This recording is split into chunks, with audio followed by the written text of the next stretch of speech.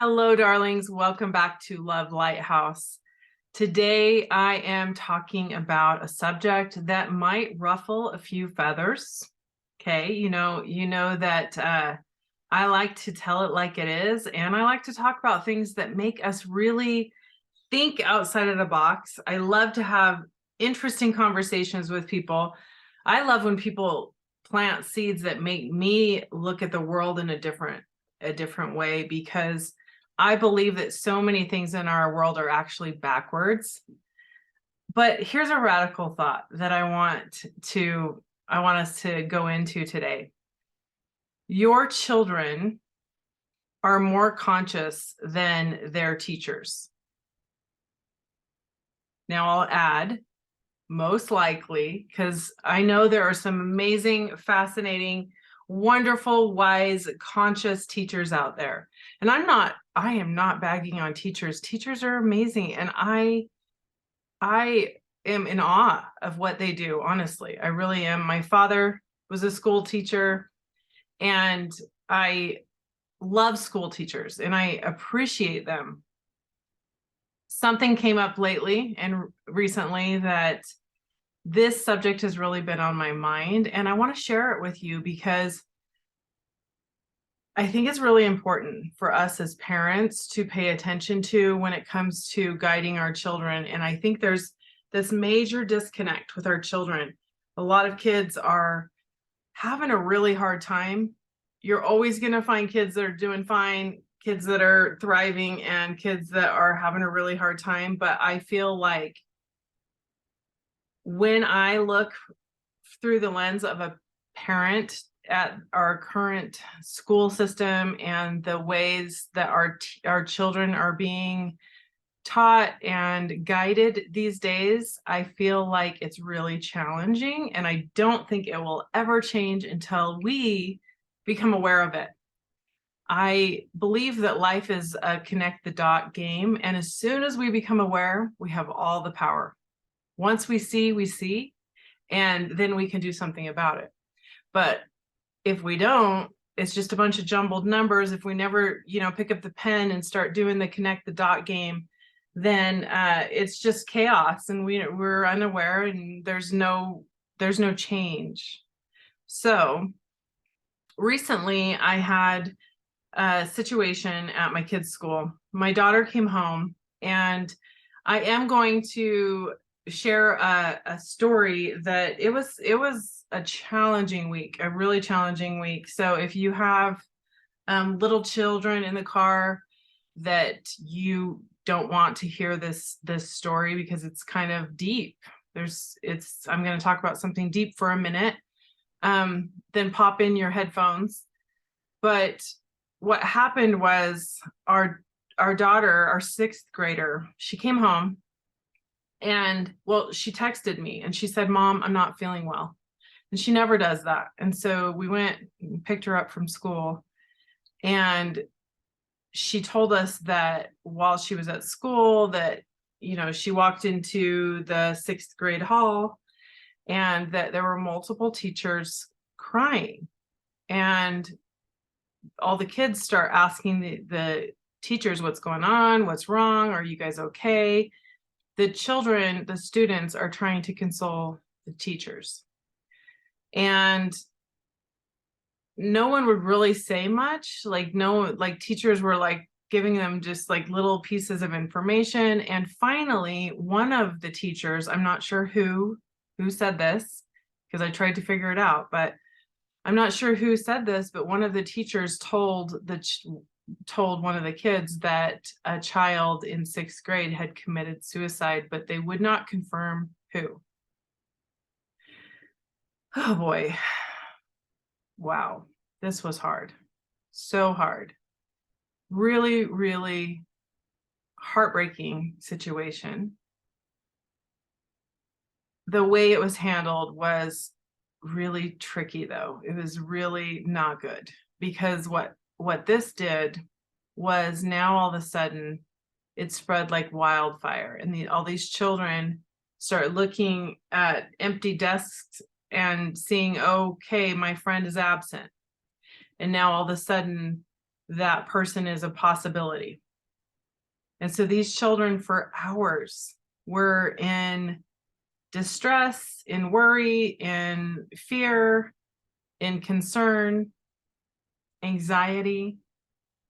And then I believe that because my daughter was in this, she started to feel sick. She feels emotions deeply and she started to not feel well. And I think that that's why she texted us and wanted to come home. Well, for 10 hours, she was not, she didn't know who the child was. And then at 10 o'clock that night, she got word that it was a girl who she had been friends with in elementary school. They kind of grown apart. But she found out that it was one of her friends, and she cried and cried and cried for a couple hours. And it was really sad and hard. But the way that it was handled, I couldn't even I just couldn't even wrap my brain around. And then I kept expecting there to be some communication, something coming from the school, some sort of email. There was never, ever, to this day, and this was weeks ago, no email. And I was just waiting to see how, this would play out, and never got any communication. So the following week, I ended up going in and asking if I could speak with the principal. And I sat down with her and I addressed what had happened the week before. And she was nice, she was kind, but I could tell that she wasn't understanding what I was saying and what I was asking. Because what I was asking was, don't you guys have some sort of protocol? I wasn't mad. I wasn't going in there to light some pants on fire. I mean, I was just wanting to understand for future reference, even more so, that in the event that this were to happen again, unfortunately, hopefully it doesn't, but if it were, could we learn from this experience and do it differently and more supportive for the children in the future? And as I'm talking, I'm realizing that I'm just not, she's just not understanding me. She's not getting it. I'm telling her the effect that this had on my child and her friends, and I can only imagine all the other children that it affected. And she just kept saying how great all the teachers were. And I said, I understand that they're great, right? I get that they are great. And I also get that they're human, and that has to be so hard, so hard. They're also the leaders of our children. And so I understand finding out this information behind closed doors, having a really good cry, and then taking a deep breath and stepping into your classroom in power. And if they were not going to tell the children who the child was, then to not even mention it, because that was only inducing fear for the children. And so I started thinking about how many times our children are being guided by its opposite. The kids were literally consoling the teachers that day, and making sure the teachers were okay and trying to help them.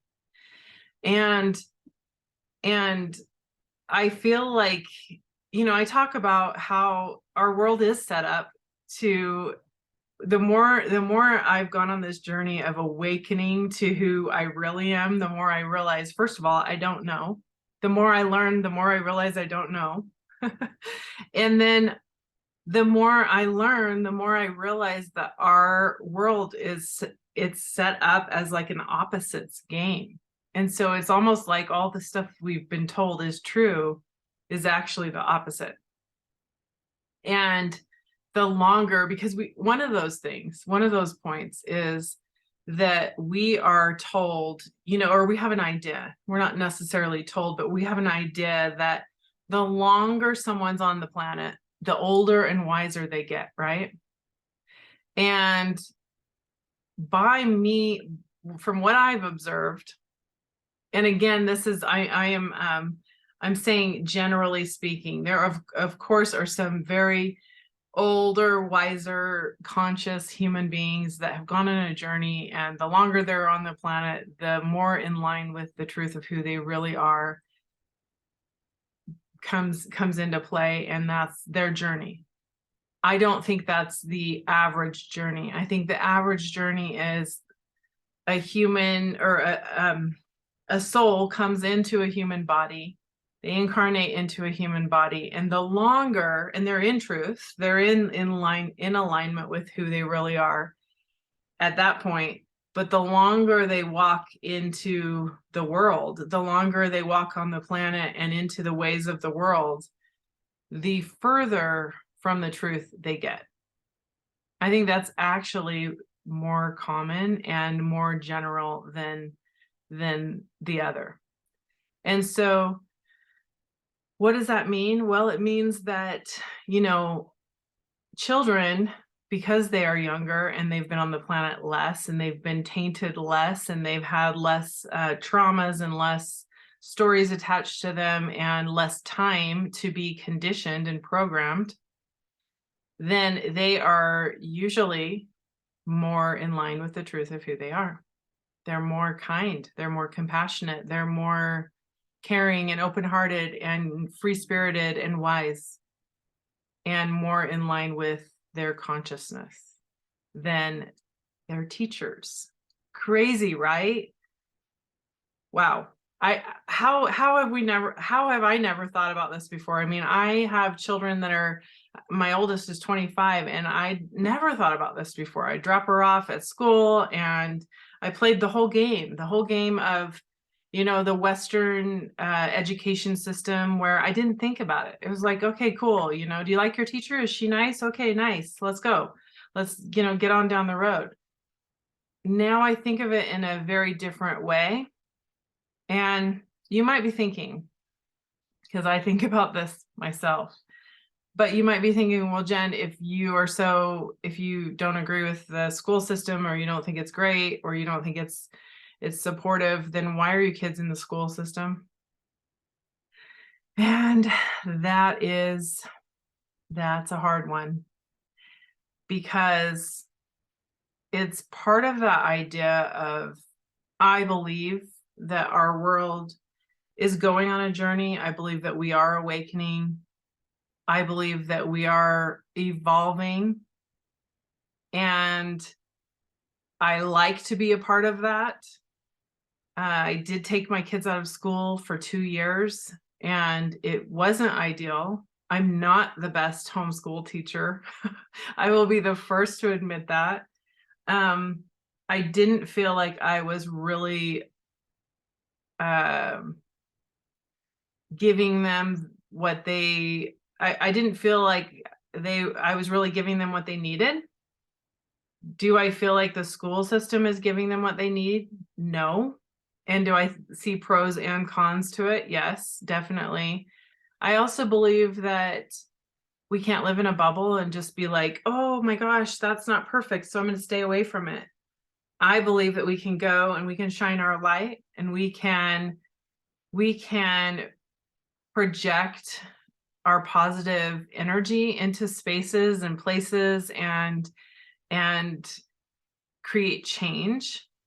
And so that's why I like to talk about it. That's why I like to plant these seeds with other parents, to get them to see things differently, and to look at those things that I feel like have been off base, that we have put so much weight on, and to get us to look at it differently together as a team. And I think that together is where we will evolve as a community. It's really about that, because I mean, I spent so much of my life in religion, for the first 24 years of my life, I was born and raised into a religion, and I stuck to that until I was 24, and then I left that belief system. And one thing about certain belief systems is they do have that idea of like, ooh, if it's not what I want, then I got to stay away from it. Then I got to be over here and living in a bubble. And I don't think that's really, really honoring us. And I also really care about all the children, not just my children in the school system. I have 2 children left that are still in school, but I care about all of the kids in our world, and I care about the future generations, and I care about our world, because really, essentially, that's what we're talking about. We're talking about the future of our world. And another reason is because my kids are super, super social, and they want to be in the school system. They want to be there. And I talk to them about, they know how I feel about school. And I've talked to them about that I am going to be very aware of watching their emotions. And if I feel like it's emotionally unhealthy for them, then I will make a different plan, because that's my job as their mom. And with my husband, like, we both have said that we're going to be paying attention. And it's become part of our society for children to, it's like normal. It's normal. It's crazy, but it's normal now. When I say it's crazy, I don't mean crazy in the sense of like mentally ill crazy, but it's heartbreaking that it is part of, it's normal for the self-harming, that's just normal. It's like people don't even bat an eye at it anymore with my kids. Like, they're like, oh yeah, so and so does, they so and so cuts, and so they told me driving down the road the other day, they told me that this girl that they know stapled her leg 5 times the other day. And I'm like, what? Why? That's my first question, is why? And they said, well, it's her way to self-harm, just like it's just like normal to them, right? And so that to me is just something that we can't stop here. We can't accept that as normal.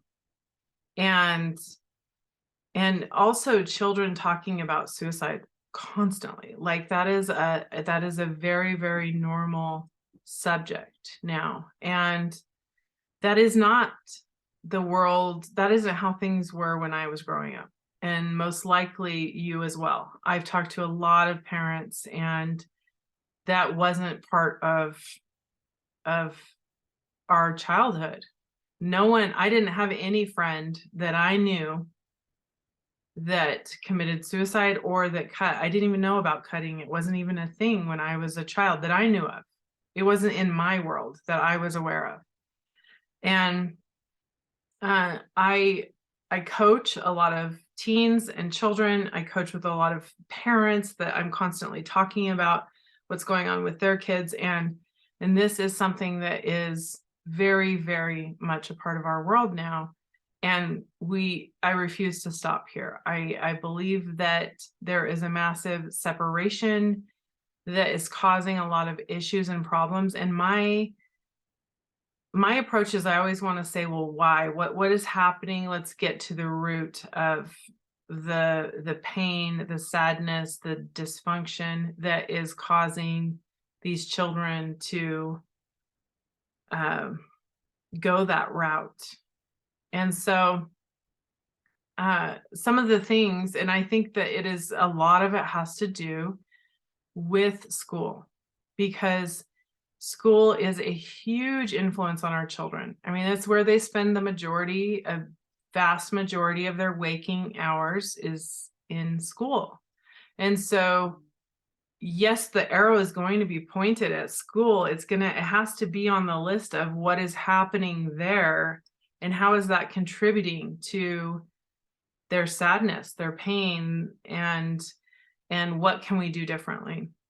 And so one of the things that I think is, for one, is I think that the bottom line, the biggest problem, and I could be wrong, and I am all ears. I love to hear back from others. I'd love comments in the comment section. I'd love for someone to DM me.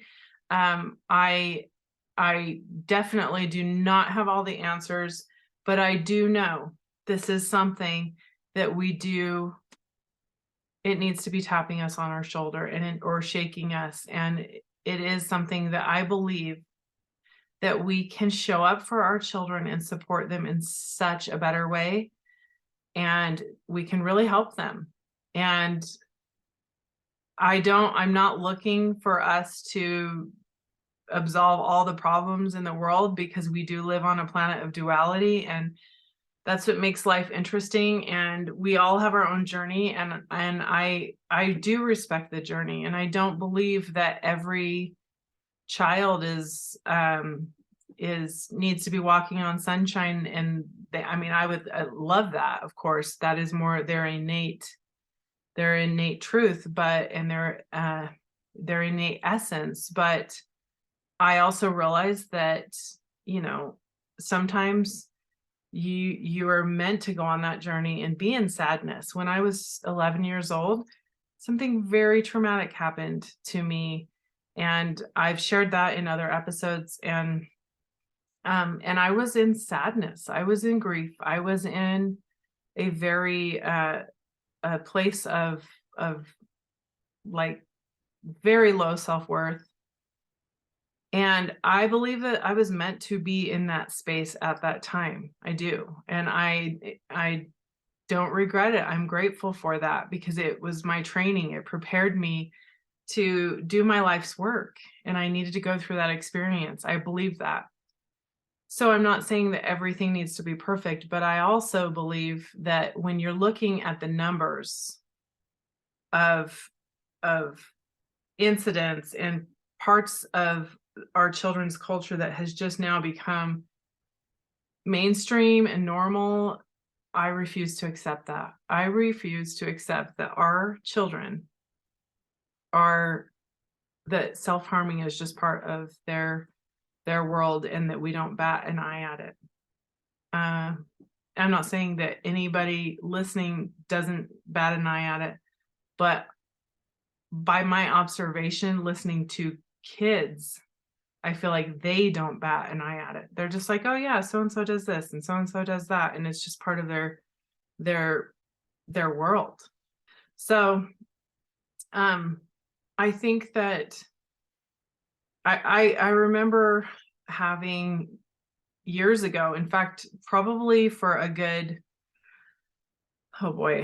over 10 years, I recognized that I would get annoyed. I would get so annoyed at parent-teacher conference. And I remember sitting there having like this feeling of like being agitated, like I just wanted to get up and get out of there. And I hadn't had that before. Before it was like, oh, I'm here when I want to hear about how they're doing when it compares to other kids, and show me all of the percentages and where do they line up with it when it comes to the other kids. And I remember feeling like I liked that before. I wanted to know, is my kid smart? Is my kid doing well? Is my kid, at the top? And it's probably just because of my own journey of letting go of things that just don't really define us, that don't really matter.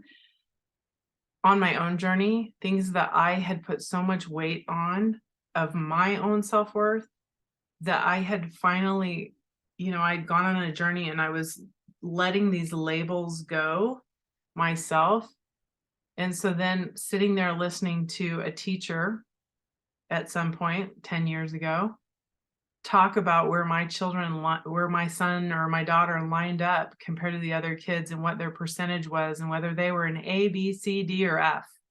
It was like, this is annoying to me because this is not who they really are. And we are putting so much weight on what that letter says on that paper. And I started to look at things differently. And I remember asking my husband and saying, this is like something's feeling like really, it doesn't feel good to me to go and listen to these teachers analyze not just my children, but all the children. Like, it was almost like I felt like icky sitting there with my kid, listening to this teacher pointing at this paper saying that this is defining them. And I didn't like it because I know there's so much more than their labels. There's so much more. And if their brain doesn't understand numbers, because that's not necessarily their gifts, it doesn't mean anything. Seriously, nothing. It means nothing. I have a son who is he's so amazing, and I know we all think this. If you're a good parent, we all think this about our children. We think our children are amazing because they are, right? Every human is amazing. My son, who's in his 20s, I remember when he was a kid and he was going to school in the regular school system, and he was miserable in the school system. He was like, he hated school. He hated it. He did not like the traditional school system. And he was in middle school. And I knew that if I didn't figure out a different plan for him, then it was really, really affecting his emotional health. And I could see that. And I could see that his talents were not Western world educational school system. Our school system is made for a certain kind of kid to succeed. He is creative and talented, musically talented, and he's an artist, and he's just as amazing as someone who gets straight A's with science and math. But he wasn't interested in those things, and that he struggled in those areas. And so I knew as his mother that I had to find a different route for him, because he was getting labeled, as he was putting labels on himself of like, school sucks, I'm not smart, I'm going to fail. And I remember thinking, no way, this kid he's amazing. And I need to put him in a supportive environment that sees his gifts, that sees how amazing he is, that they can reflect that back to him. Because if our children are submersed and they're bathing in energy of adults and fellow students that are looking at them like losers or making them feel like they're a failure, what is that going to do to them? It's not going to support them. And so I found this performing arts school, and honestly, I have to say, at the time I was like, holy cow, I hope I'm doing what's right. Because when I would go to this school, it was like the school of misfit toys.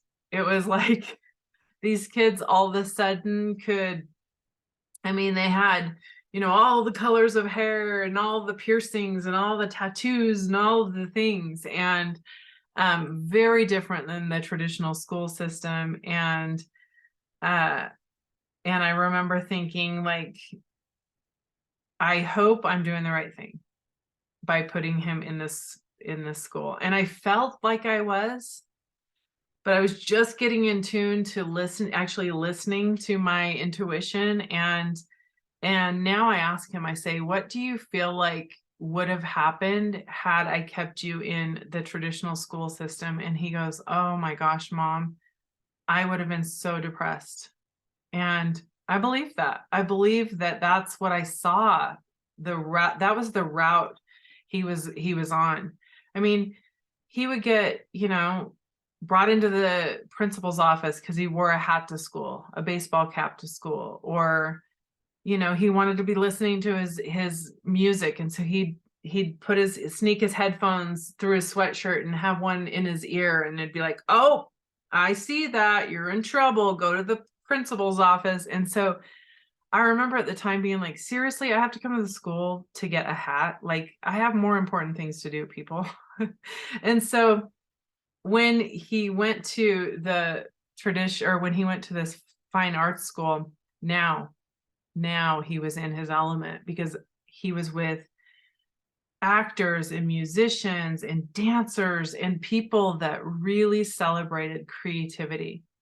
And I'll never forget the day that we went to his graduation. And I got to listen to all of these amazing teachers that could see outside of the rigid lines. They could see these children in their magnificence, regardless of what was written on that paper, regardless of that letter, that percentage that they got on a test. These are teachers that were able to support these children with their talents and their creativity, and listening to them give accolades to all these graduates. I then knew, after 3 years, I then knew I had made the right choice. So, yeah, if your child is struggling or challenged in the traditional school system, I encourage you to look at things differently. And I encourage you to see whether maybe they need a different route. And I'm not saying every child needs to go to a fine arts school. My older daughter, she went to the traditional the traditional school system, and she loved it. She was involved in color guard. That was her experience, and she needed that experience, and that was what was best for her. But for our son, we had to make a different plan. And I think that our idea of one size fits all is not working. And I think that is really, really harming our children.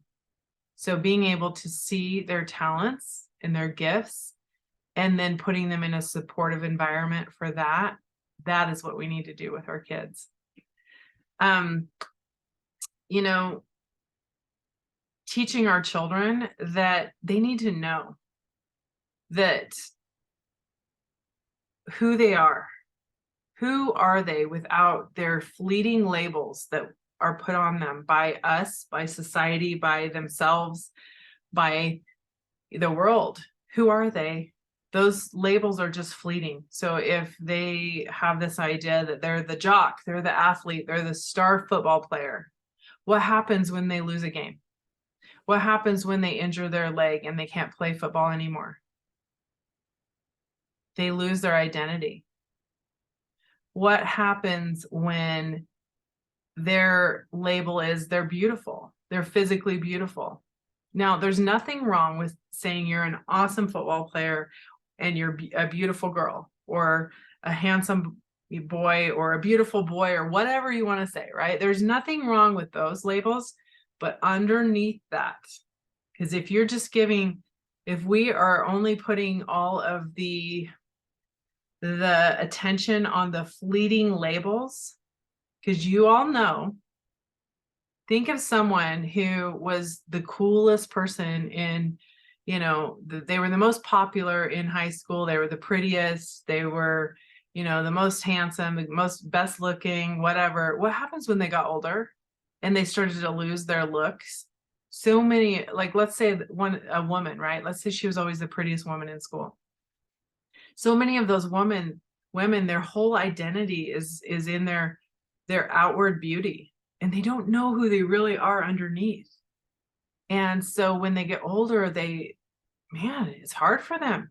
They don't know what to do. They like do all this stuff to themselves, inject themselves and hurt themselves, and go through all of these crazy surgeries, or, work out for 5 hours a day or whatever they do because they're trying so hard to hang on to that identity that is fleeting. It's going to go one day. You're going to get wrinkles. You're going to get gray hair. It's okay. It's okay, because if you really know who you are underneath all that, then those labels can come. You can enjoy those labels while they're here, and then they can go, and you can still enjoy your life because you know who you are. And the truth is that underneath that all, we are all divine consciousness. We are divine love. We are light. We are loved and adored beyond measure. And if you can help your children know that no matter what outside of them, they still have their worth. They don't have to do anything. I'm not talking about the religion side of this, like the religion God that's like, oh, you have to do A, B, C, D, E, F, all the way to Z in order to be worthy to go to heaven one day. I don't mean that. I don't mean that. I mean right here, right now, child, darling, whoever you're speaking with, whatever age your child is, and I'm talking to you too, right here, right now, no matter what you've done in your life, no matter what mistakes you think you've made, no matter all the points you've put up on the board against yourself, you,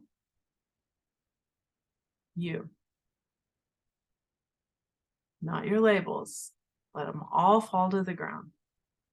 Let them burn.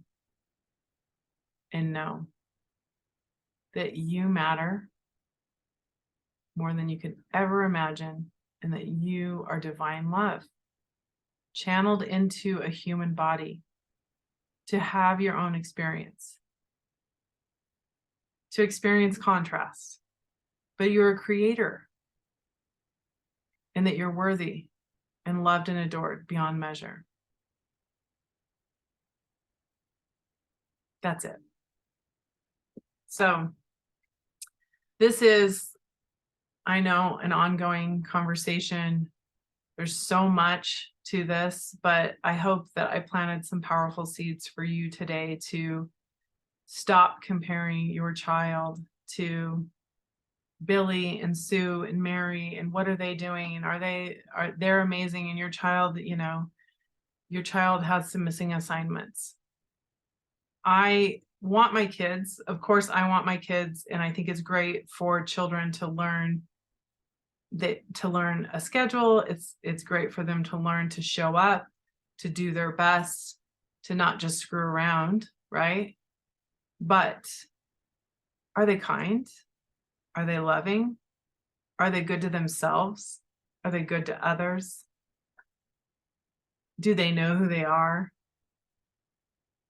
Those things, those are at the top of the list. And the grades are okay, cool. Like, show up and do your work.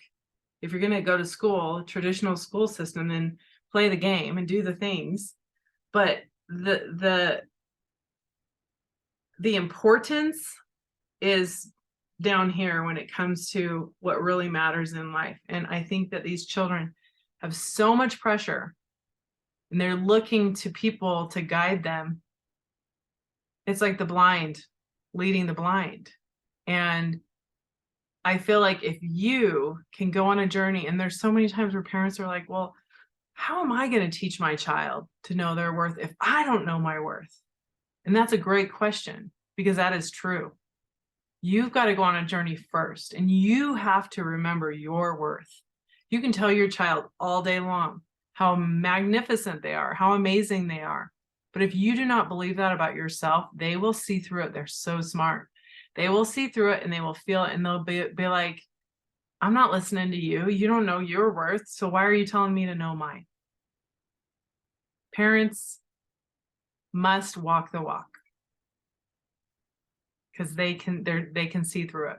So if you don't know who you are, if you feel like you have a warped sense of self-worth, if you have a lot of work to do, then you're listening to this for a reason. Reach out to me. I would love to go on a journey with you and guide you. and the blessing that that is for not only you, but your entire family, because then we can truly guide our children. But we must do the work first. So thank you for being here with me today. I love this conversation. I love talking about things that matter. If you and I are not friends on social media, then reach out to me. Find me on social media. I'm on Instagram and Facebook and all the things, just under Jen Suliafu. And I also have a group that I have for awakening. It's called Awakening, and it's because it is exactly about, I am very clear that my purpose here on planet Earth is to help people awaken to the truth of who they really are. And that is something that I've been on that journey since I was 33 years old. So for 13, 14 years now, I've been on my own journey. I had some profound things that happened to help awaken me. I had a spiritual awakening, and then it's come in layers. And I continue to be on this journey to awaken, and I'm continually wowed in life. It's so amazing and so fun. But I am on a journey, and as I go, the happier I get and the more peace I get.